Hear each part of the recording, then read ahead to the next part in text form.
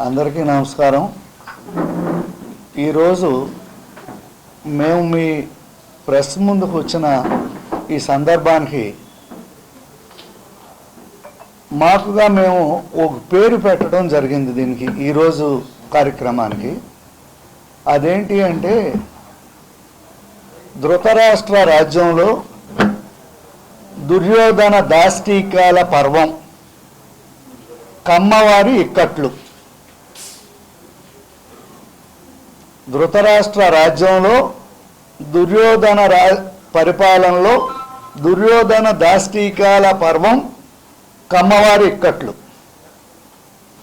కేవలం ఈరోజు మేము ఈ దెందులూరు నియోజకవర్గంలో కమ్మవారి పైన జరుగుతున్న దాష్టీకాల గురించి, ఇతను ఏ విధంగా కమ్మవారి మీద దాడులు చేస్తున్నాడు, కమ్మవారి మీద దాడులకు ఏ విధంగా ప్రేరేపణ చేస్తున్నాడు అనే యాస్పెక్ట్ మీద మీ ముందు సాక్ష్యాధారాలతో సహా కొన్ని వీడియోస్ డిస్ప్లే చేసే కార్యక్రమంలో మీ ముందుకు రావడం జరిగింది ఈరోజు. దీనికి ముందుగా మేము ఇక్కడ, నేను పాలాడుగు భాను ప్రకాష్ గారు, వారి వైఫ్ శ్రావణి, మేమంతా కూడా ఒరిజినల్గా మేము తెలుగుదేశం పార్టీకి చెందిన వ్యక్తులం. అయితే 1924లో ఆనాటి యువకాలం వాలంటీర్స్ 55 మందిని అరెస్ట్ చేస్తే ఆ 55 మందిని నేను బెయిల్స్ మీద తీసుకుని రాజమండ్రి సెంట్రల్ జైలు నుండి ఆయన తీసుకుని ఆ రోజు రాజమండ్రిలో ఉన్న బోనమ్మ గారి దగ్గరకు తీసుకెళ్ళి 55 మందిని నేను అప్పచెప్పడం జరిగింది.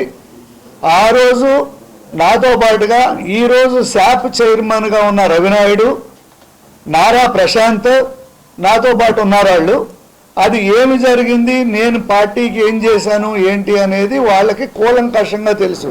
ఎందుకంటే వాళ్ళ కేసులు చూసా, వాళ్ళు నాతో పాటు ఉన్నారు. ఆ రోజు మేము ఇంత చేస్తే, సీన్ కట్ చేస్తే, ఈరోజు మాకు తెలుగుదేశం పార్టీ నుండి వచ్చిన గిఫ్ట్ ఏంటి అంటే 5 పోలీస్ కేసులు, నా ఇంటి కూల్చివేత కోసం బుల్డోజరు నాకు వచ్చిన గిఫ్ట్. సో ఇప్పుడు ఏం జరుగుతుంది అంటే ఈ దెందులూరు ఎమ్మెల్యే ఒక బుల్డోజర్ పార్టీని ప్రమోట్ చేస్తున్నాడు. పార్టీని బుల్డోజర్ పార్టీగా మార్చే నేపథ్యం ఈ దెందులూరు ఎమ్మెల్యే ఈరోజు చేస్తున్నాడు. ఈ వ్యవస్థ కూడా ఎట్లా ఉంది అంటే అతి దారుణమైన, నాకు 56 సంవత్సరాల వయసులో ఇంత దిగజారిపోయిన వ్యవస్థనే నేను ఇప్పటికీ చూడలా. నేను ఇవాళ ఈ బుల్డోజర్ పార్టీ పరిపాలనలోనే ఇంత దిగజారిపోయిన వ్యవస్థను చూస్తున్నా. దానికి నేను మీకు సాక్ష్యాధారాలతో సహా ప్రెస్కి ఇవ్వబోతున్నా. 5 కేసులు నా మీద పెట్టినట్లో ఒక కేసు ఇతని యొక్క అక్రమ మద్యం దందాలో నేను అడ్డం పడిన దానికి ఒక గిఫ్ట్. 2, అది ప్రశ్నించినందుకు గాను నా ఇంటి మీదకి బుల్డోజర్ వేసుకొచ్చిన దాంట్లో అతన్ని వదిలేసి నా మీద కట్టిన కేసు ఒక గిఫ్ట్. నన్ను పోలీస్ స్టేషన్కి తీసుకెళ్ళిన తర్వాత నా మీద ఇంకో SC ST కేసు కట్టించారు నేతలు రవి అనే ఆయనతో, అదో గిఫ్ట్.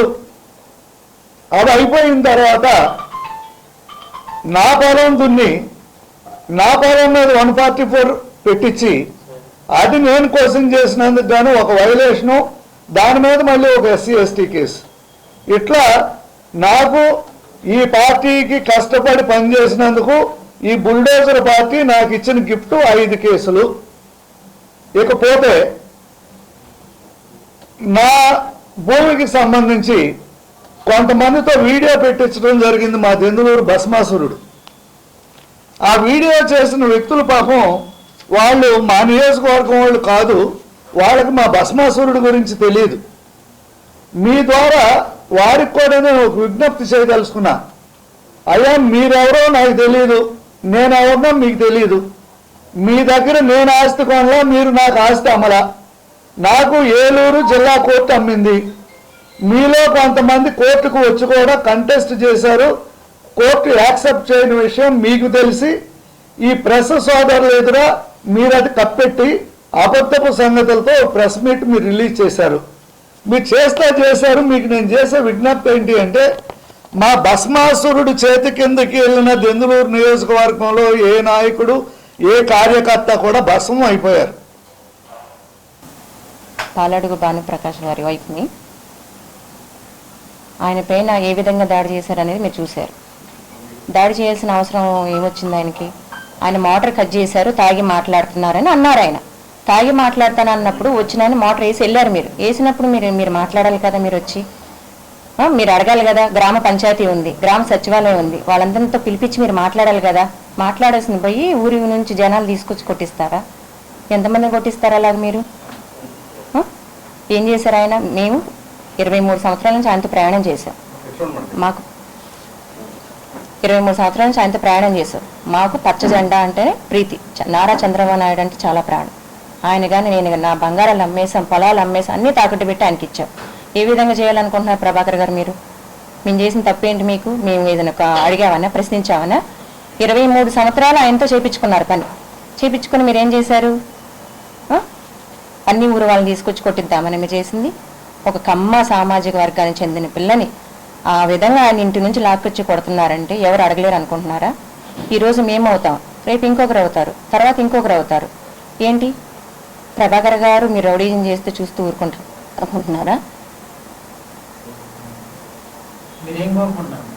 మాకు దయచేసి ఎస్పీ గారిని కోరుకుంటున్నామండి. నారా చంద్రబాబు నాయుడు గారికి, లోకేష్ గారికి, పవన్ కళ్యాణ్ గారికి విన్నవించుకుంటున్నాం. ఏ విధంగా మాకు న్యాయం చేస్తారనేది మీరే. ఆయన దడిచి ఎవరు కేసులు పెట్టవద్దు. మళ్ళీ మా మీద పైపెచ్చి కేసులు పెడుతున్నారు. ఆయన మా మీద దాడి చేసి మా మీద ఆయన కేసులు పెడుతున్నారు. పెడితే ఏమొస్తుంది అంటే భయపెట్టిస్తే భయపెడతాం అనుకుంటున్నారు. ఎలా భయపడతామండి?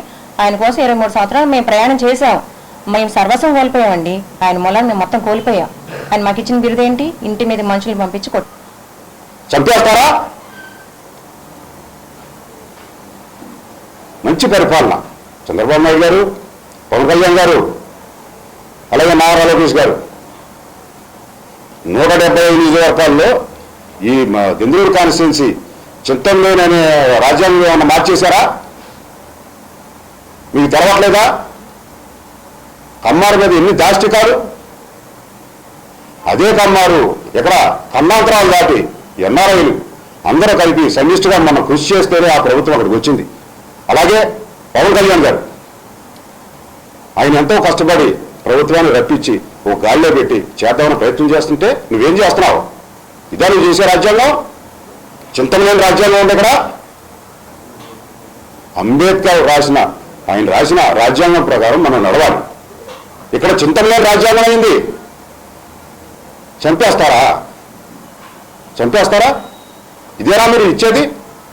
కూటమి ప్రభుత్వం ఇచ్చే ఇదేనా గిఫ్ట్? ప్రభుత్వ అధికారులు కానీ ఇంకోళ్ళు కానీ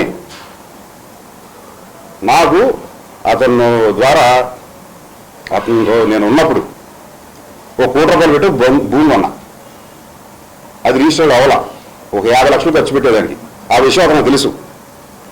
దాన్ని ఈరోజు నాకు కాకుండా చేశాడు. శనివారపేట షాప్ ఉంటుంది మీకు, వైన్ షాపు, దాంట్లో నాకు ఒక హోటా 20 లక్షలు రావాలి ఎవనన్నాడు. ఆర్థికంగా నన్ను 2.5 కోట్లు నాశనం చేశాడు. ఇవాళ చంపడానికి వస్తున్నాడు. ఎవరు చెప్పాలి? నా భార్యకి పిల్లలకి పొద్దున సమాధానం ఎవరు చెప్పాలి? డిప్యూటీ సీఎం గారు అడుగుతున్నారని మీరు ప్రశ్నించమన్నారు.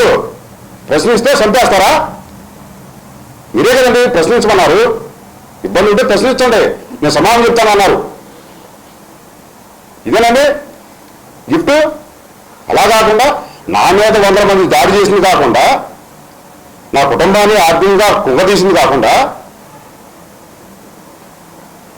ఎన్నో ప్రభావం ఉంది. గుడ్లకు కానీ ఉట్లకు కానీ నీళ్లు దాంట్లో ఉంటాయి. నేను ఫోన్ చేసి దీంట్లో తీయొద్దు. ఇవాళ చెరువుల్లో నీళ్ళు వచ్చే పరిస్థితి లేదు. తాగునీటికి సాగునీటికి కూడా ఇబ్బందిగా ఉన్న పరిస్థితి. ఇదే నాకు చేసేది? మంచి చేశారు మంచి. దేనికని చెప్పుకుంటాం. నేను పార్టీ మారినా ఎవరి మారానో అదే ఊర్లో ఎన్టీఆర్ స్టాచ్యూ ఉంటుంది, నేనే పెట్టా. రోడ్లన్నీ నేనే పోసా, డ్రైన్లన్నీ నేనే వేసా, సచివాలయ బిల్డింగ్లు కానీ కమ్యూనిటీ హాళ్ళు కానీ నాతో కాదు చేయించింది. ఇవాళ నేను పనికిరాలా మీకు